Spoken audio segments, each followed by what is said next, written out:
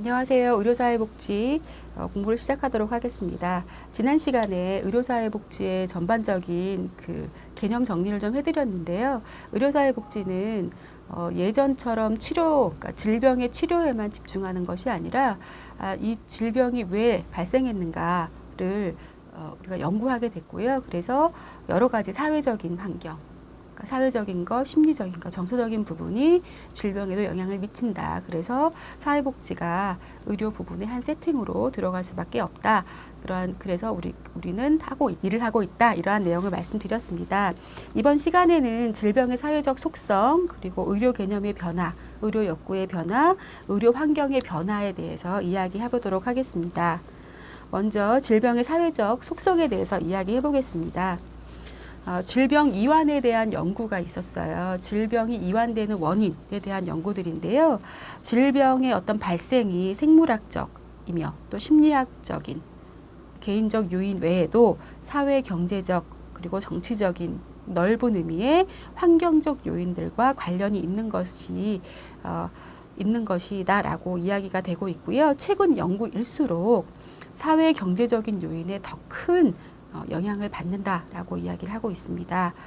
질병의 퇴치와 건강 증진이 주로 환경적 요인을 개선하면서 가능하다고 보는 것인데요. 19세기 초에 플랭크라는 사람은 질병의 사회적 속성을 주장하였습니다. 그래서 그 플랭크라는 사람이 이야기한 것이 밑에 나와 있는데요.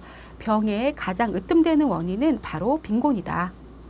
인간은 사회적 존재이기 때문에 사회적 요인이 결과적으로 질병을 일으키는 주요 요인이 된다고 이야기했습니다.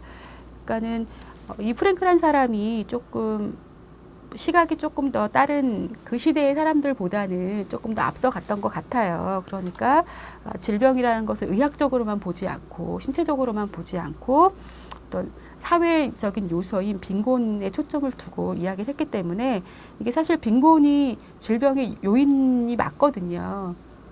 왜냐하면 소득이 낮으면 생활이 열악해지고 그러면 영양 상태라던가 위생 상태 혹은 내가 살고 있는 동네의 어떤 그 세팅 혹은 내가 만나는 사람들 이러한 것들이 다 영향을 미치기 때문에 프랭크가 병의 가장 으뜸 가는 원인은 바로 빈곤이다라고 하는 이야기가 사회복지적인 측면에서는 가장 확실하게 원인을 뽑은 것이 아닌가라는 생각이 좀 듭니다.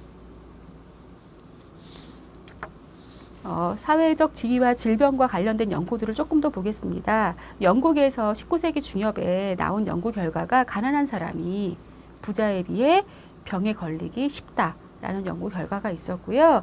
1990년대에도 가난한 사람은 여전히 수명이 더 짧고 치명적인 질환을 앓기 쉽고 만성질환에 걸릴 가능성이 큰 것으로 연구 결과가 밝혀졌습니다. 미국도 비슷합니다. 미국은 연령을 동일하게 통제를 했어요.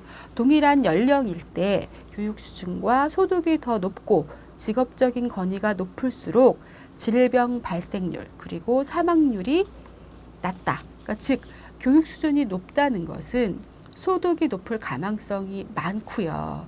소득이 높을 가망성이 많다는 것은 그 사람의 직종이 어떤 직종이냐 우리가 대충 돈을 많이 버는 직종에서 우리가 떠오르는 직종들이 있죠.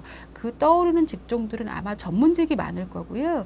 그 전문직들은 사회적으로 어떤 전문성을 인정받아서 좀 권위가 있는 직종들이 많을 겁니다. 그러다 보니 이러한 사람은 그렇지 않은 사람에 비해 질병 발생할 확률도 낮고 죽을 확률도 낮은 것이죠. 그런데 좀 반대되는 연구 결과도 있어요. 사회 경제적인 지위가 높은 계층에서도 질병 발생률이 높은 게 있는데 심장병의 경우 지위가 높은 사람이 그렇지 않은 사람보다 3배가 높고요.